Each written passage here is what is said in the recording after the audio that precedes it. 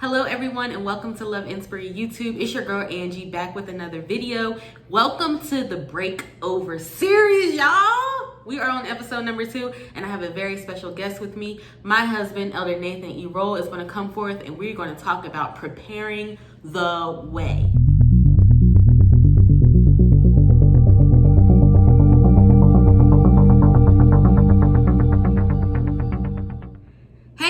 And welcome to Love Inspiry YouTube. It's your girl Angie and I'm here with Elder Nathan E. Roll. Welcome to the Breakover series episode 2, Preparing the Way. And what we're really talking about in this episode is if preparing for marriage really prevents divorce. And that's what we're going to talk about. And so I have, as y'all know, my husband here on the show today, and we're talking about preparing for marriage because I felt like it would be best to have you on the show because we were young when we got married. Right. And I don't really know if we were really prepared. And so I want to give people a backstory about our situation.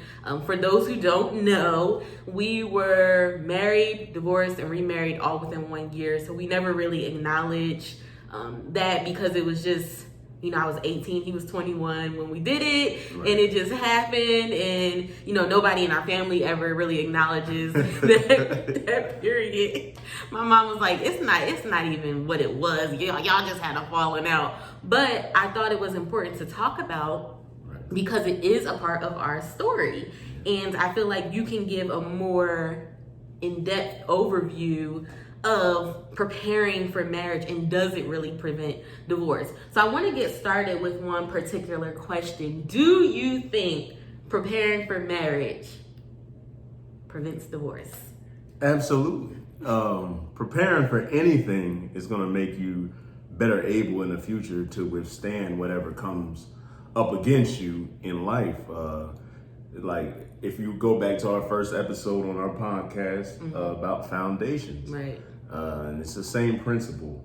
Every house has to be built on a solid foundation. Regardless of how the house looks, if the foundation is not sturdy, if it's not strong, how the house looks really doesn't matter. Right. There are some people that are so focused on the exterior, so focused on the show, that they're willing to build their house on the sand. Yes. Which is an unsturdy foundation. Yes. Which there are some people that really care about the foundation, really care about the strength of what they're building, and they don't care about how it looks to everybody else because they know it's more important to be built on a solid foundation. And it's the same thing in relationships. Some people want their relationship built on the sand, whereas some people want their relationship built on a solid foundation. And the ones built on a solid foundation will last, and the ones built on the sand will wash away. Absolutely. Look, y'all, he already starting to crank it up, right? That's why we have him here on the show on episode 2. So we're going to go ahead and jump right into, my personal opinion. I do feel like it's very necessary, guys, to prepare for marriage. And, I think when it comes to preparation, I really truly believe people don't know what to prepare for. Right. And I think that's where, people lack knowledge, and then, they get into these situations and they don't know how to handle the situations. And so, boom, you have a divorce happening. Right. So we're going to talk about 5 top things you need to prepare for to prevent divorce. I think these things are probably the most overlooked. You had an overview of it. What do you say? You think it's some of the most overlooked things? I think so, definitely. Yeah, I think about just starting it off of growth. People really don't understand that you are naturally going to grow in your relationship. Right. And people don't have the mindset of saying, okay, using us as an example, I was 18, you were 21 when we got married. Obviously, we don't look the same, we don't act the same. Right. And I think people lack the knowledge to say, I'm going to choose to grow with this person. Right. Like I said in our last episode, our 14th anniversary episode, instead of against the person. Right. And growth takes time. Anybody that's planted a seed in a garden, that seed is not going to grow the next day. It's certain things that have to be done to the seed, and then ultimately you have to takes time and patience. Me being a basketball fan, I always try to compare things to the NBA. There are some teams that choose to grow organically through a draft, and they call that, there's some seasons they'll call rebuilding seasons, where they may take a L. They don't really expect to win a championship. They pretty much know they're going to lose, but they're doing what they're doing for a brighter future. Right. And it seemed like most of the teams that do that, go through that rebuilding process, are the teams that end up being dynasties in the end. Right. Look at the Golden State Warriors. They went through a rebuilding process. They didn't just try to get everybody in 1 year. They drafted players like Steph Curry. They drafted players like Klay Thompson. And they wound up being a dynasty. The Bulls, they had losing seasons at first. They drafted Michael Jordan. They drafted Scottie Pippen. They went on to be a dynasty. The Lakers, they traded for Shaq, but they drafted Kobe. It took a few years for them to win. And then they started winning. They became a dynasty. And then the last year, everybody remember the year they lost, 2004, is when Gary Payton and Karl Malone tried to come and they tried to make this super team. Right. And they wound up losing to the Pistons. Right. And even Miami Heat, they tried to make a super team, and what, they lost the first year. So growth takes time. Absolutely. And I think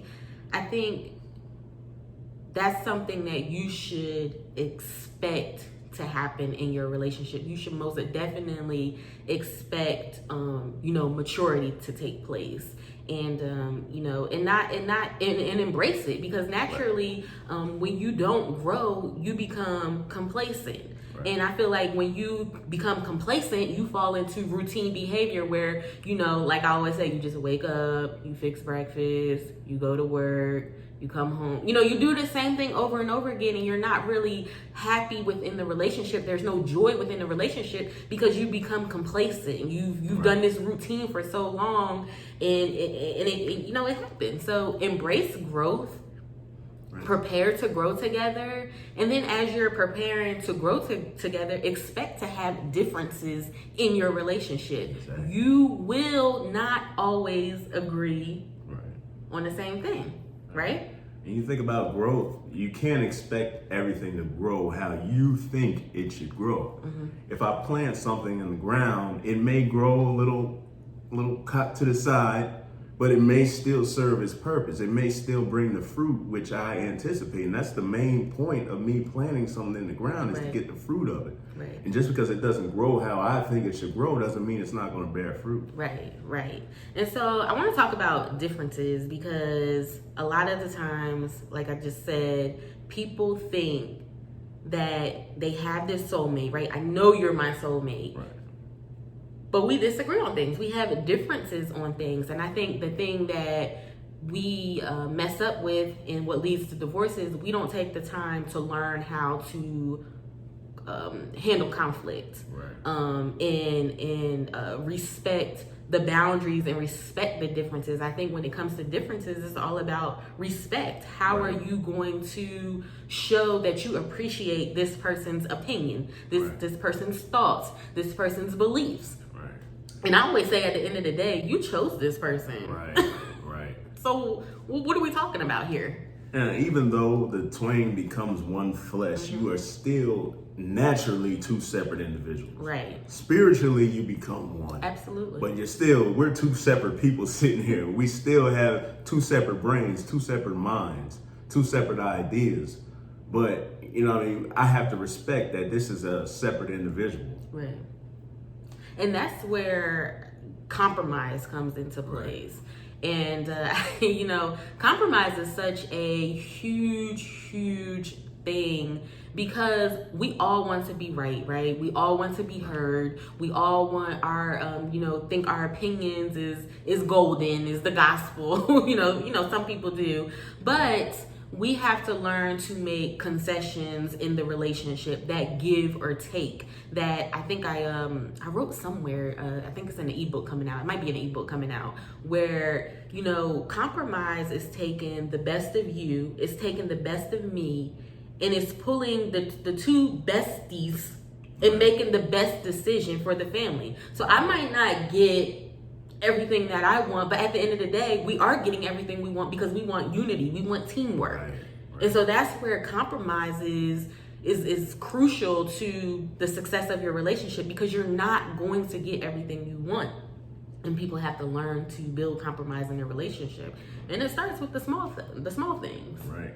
And I think the end goal should always be peace. Absolutely, yes. The Bible says, much as lie within you, live peaceably with all men.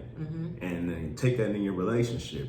If I'm steadily getting what I want in the relationship and my wife is miserable because what I want is not benefiting her, how could there be peace in that relationship? Right. Peace should be the ultimate end goal. And peace is, the lack of peace is how people end up stepping out, how transgressions happen, because you're not at peace in home. If you have peace in home, there's no need, you're going to enjoy being at home. There's no need to go out and do stuff with other people, because you're happy and you're content right in your home space. Right. And that's where I think, really having that encouragement in your marriage and in your relationship is significant, because a lot of the times people don't feel encouraged in their relationship. Right. And encouragement plays a role in compromise. If I'm coming to you and we're trying to come up with a decision on how we're going to, let's just say, budget some money, and you don't respect my idea and I don't respect what you're bringing to the table, there's no compromise, there's no encouragement. You have to be willing to support and give that person that pat on that back, even if you don't necessarily agree with it. I always tell people, agreeing and understanding is two separate things. Right. Agreeing is where you're 110% on one accord. You agree wholeheartedly. Whereas understanding is, I may not agree with you, but I understand where you're coming from. Right. I understand your point. And that's what compromise is being able to understand somebody's point, grasp their point, and respect it. And I think compromise is easier when you're equally yoked. Yes. Because you always have this person's best intentions in your heart. Even though I may have a desire, if it's negatively affecting my mate, then out the window with that. Right. Yeah. I love how you touched on that, because I truly believe if you're like-minded, it's a lot easier to do some of these things. Exactly. And that's why it's so big, like he was talking about in the beginning, of building that foundation. That's preparing the way, building that foundation. And I talk about that in the Connecting Beyond Sex workshop that will hopefully come out soon one day. But just, a part of your foundation is, your background, in understanding and learning each other and learning all that. And I think people rush their foundation, and this is what causes divorces. Right. Not fully prepping for what you are about to embark on. Right. So let's talk about being 50-50. So I truly believe, some people believe you're 100%, I'm 100%. I believe, I understand what people are saying with that. However, I look at marriage as a whole. In a whole, you see 100%, right? That's a whole. So you're giving 50%, I'm giving 50% in the relationship. But there's some days where all you might have is 30% to give.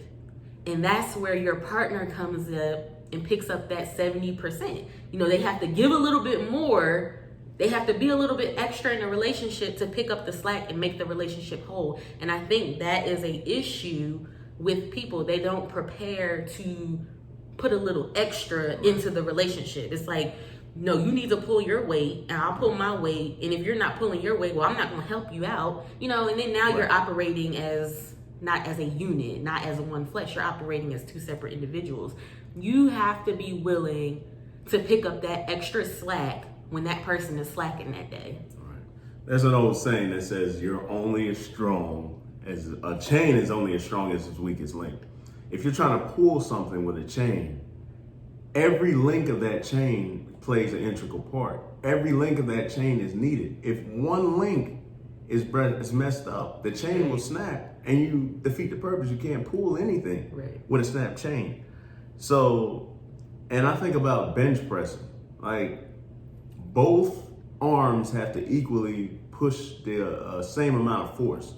If one arm gets weak and the bar goes in one direction, it's no need for me trying to still push it up with that arm that's down, that weak arm. I need to come back down with both arms, equal it out, and then try again. Right. So sometimes the Bible says the strong have to bear the infirmities of the weak. Those that are strong, sometimes I need to take a step back to strengthen the person that's weaker in this situation. Right. And we all have weak days, every one of us. Absolutely. You can be the strongest man on the face of this earth and have a weak day. Yes.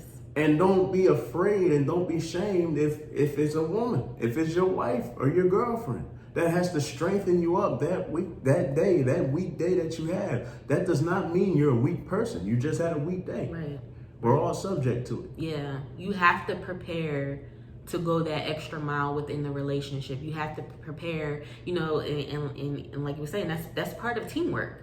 That's part of your unit is pulling the weight when your partner is sick, when your partner is just not feeling well. I have days once a month, as you can figure it out, where I'm just down. I don't do anything. I can't physically do anything. My husband literally has to do his own clothes. He has to fix his own, go out to eat and get his own food. Like, I'm just dead to the world. I had nothing to give myself, let alone this man right here. But he's picking up that slack. I'm literally probably on 1% at that. You can attest to that. And he's giving all 99 at that point. Making sure I'm good, calling me throughout the night, you have to be willing to put in the extra mile. And I think that individuals don't go the extra mile because they get into relationships for the wrong reason. If it's not going to benefit them, that want nothing to do with it. Right. As long as you're up doing what you need to do to benefit me, right, we're good. But as soon as you fall down and you're not doing what I need you to do, right, attitude, I can't, I just don't want to be here. She gets on my nerves. He makes me sick, Right. You have to get into relationships for the right reason, right, to be able to pull that weight, that extra weight on days when your partner is just not really feeling it. Right. And always be compassionate to your partner, because there are going to be things that your partner is going through that you don't understand because you never went through. My wife's mother is still here. She never had to deal with the loss of a mother. Right. But she saw how it affected me losing my mother.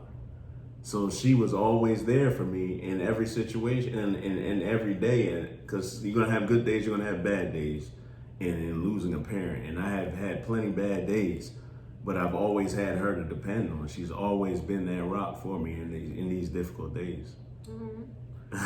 I'm glad I could assist because, just touching on that a little bit, it's hard it's not hard to show compassion, but it's hard to kind of place yourself, especially when you're dealing with something as compact as death. Right. Like you said, my mom is still here. I can literally pick up the phone right now and call her up and holler at her. Right. So I can't imagine what this man has gone through. As much as I love him and as connected as we are, I can't imagine that. And so you have to have that compassion and that patience to pull that extra, be that support, be that encourager in the relationship. Right. And when somebody's going through something that you particularly don't understand, don't kick them while they're down. Yes, that's another good one. Don't think they should be on a level if you don't understand what they're going through. Oh, you shouldn't be like that. You should be over this. It's not that serious. If you don't understand the situation, don't judge. Right. Right. Just be there for that person. Especially as a partner, because, the world is already going to, I'm super big on this. The world is already going to, throw as many stones at you as it can. People out there are ruthless. Right. So you have to be that support to your partner. Right. That's what a unit is. That's what working as a team is. That's what's working at what it means to work as one flesh. Right. So we're going to get into difficulties because I feel like we can really go on this.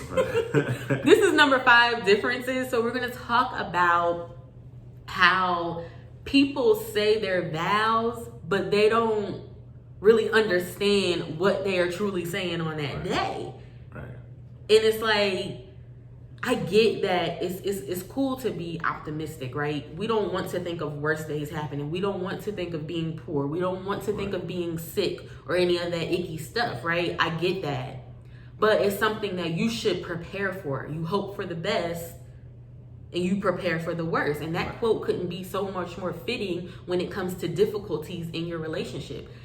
Difficulties, finances, infidelity, these are some of the top causes of divorce. The difficulties, the trials and tribulations that some relationships go through. Your adversity may not look like mine. Mine is not going to look like yours, but it's still adversity nonetheless. And we still said these vows of for poorer, for richer, for better, for worse, in sickness and in health. And I think it's important that you study what you're saying before you say it on that day. Because on that day, it's this grand thing. You're not really thinking about what the heck is going on. Like, what the pastor is up there saying to you. You're not thinking about that. All and I say that because I really don't even remember what the heck my vows meant. Like, you just like, oh my gosh, you're just so great and I love you and this is just, I feel pretty. You're not really thinking about anything you're saying. And I'm sure if you're out there, if you're being honest, you probably really weren't thinking about it either. Let's just keep it real. Right. As far as difficulties, we have to remember that the future is uncertain. Mm-hmm. And that's why we put the vows in there, because they cover pretty much everything. For the most part, and for better, for worse, pretty much covers everything. Sickness and health and all that. But some people don't deal with sickness in their relationship. Some people don't deal with being poor in their relationship. So think of Savannah and LeBron James.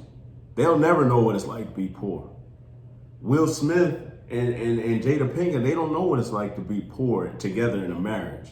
But they have their own separate difficulties. You may not know about. You don't see what Savannah and LeBron James go through, but they have their own difficulties. Financially, I mean, that's not an issue for them. Right. But it was an issue for us, whereas we don't deal with infidelity and all them other things that they deal with. Right. So everybody has different things that they have to deal with. And you have to be strong in the end. Right. And just stay prayed up, trust God. Like I said in the last show we did, God will take care of you. He'll never leave you nor forsake you. Absolutely.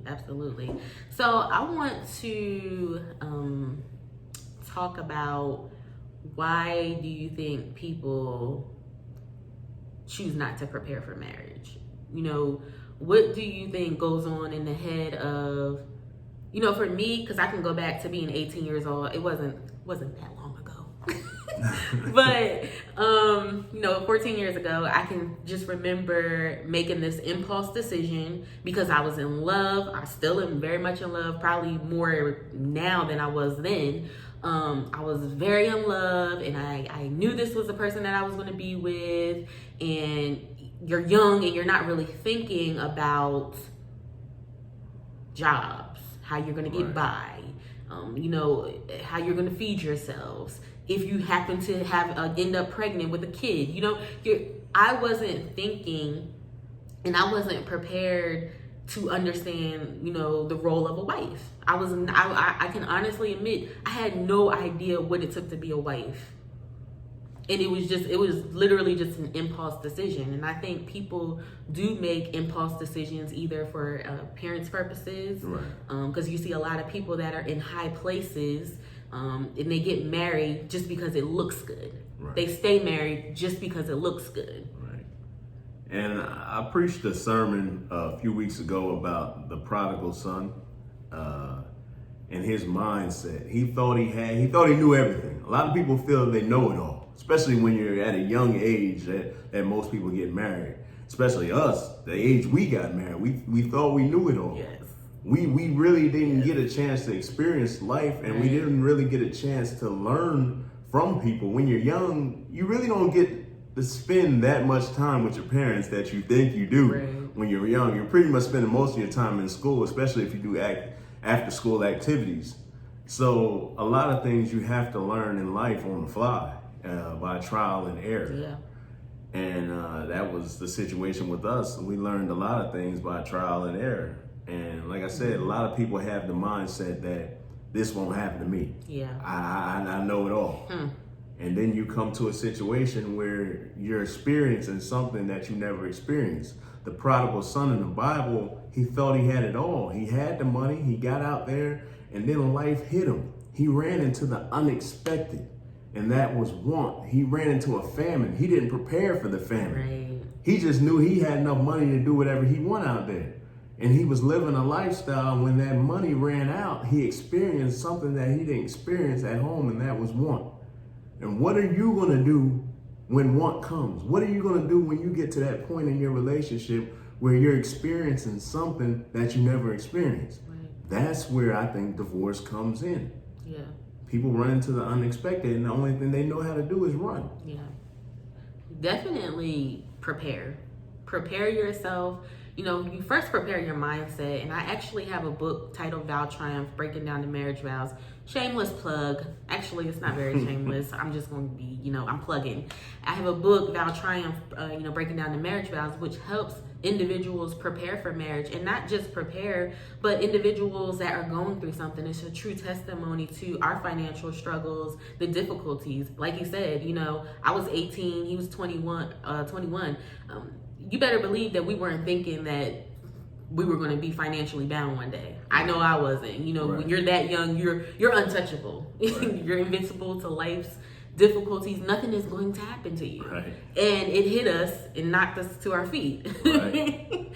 So we're going to end, and I want to, what's your advice to individuals when it comes to preparing for marriage? What would you have to say to them? Always expect the unexpected. As the old saying was, it's a radio show I used to listen to, and she always closed the show out by saying this: those that fail to plan to fail. I remember in school, I pretty much never studied for tests. So one day, and the teacher knows that, she knew, the more you prepare for a test, obviously the better you're going to do. Right. So she was able to tell by the trend of grades I was getting that I wasn't preparing for the test too well. But one day I got lucky. One day I just answered anything, and she was like, "Oh, you must have really studied for this test. You got a 95." I was like, "Oh, wow." But it was just that one time. It was just a broke clock is right twice a day. Don't just prepare to be lucky or hope to be lucky.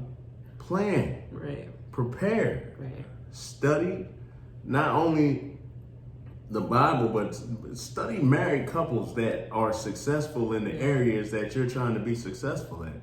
If you see a person that you don't feel that's cheating, mark his ways. See the thing he does. See the positions that he puts himself in life. Right. Don't think you can just hang around women or go to a hotel room with a woman and nothing's going to happen. Right. The Bible said, resist the devil and he'll flee from it. Absolutely. That was a word, and I'm so glad you came on the show. I thank you so much for being on episode 2 of the Breakover series. It's a 10-episode series just opening the conversation and the dialogue for what we can do as people to prevent divorce, prepare for marriage a little bit better than what we're doing right now. So our next episode, episode 3, we will be talking about marrying too young and the impact it has on individuals when it comes to divorce. So guys, thank you all for tuning in. I will see you all this Wednesday on our regular YouTube schedule as we talk about moving too fast in a relationship. See you later. See you.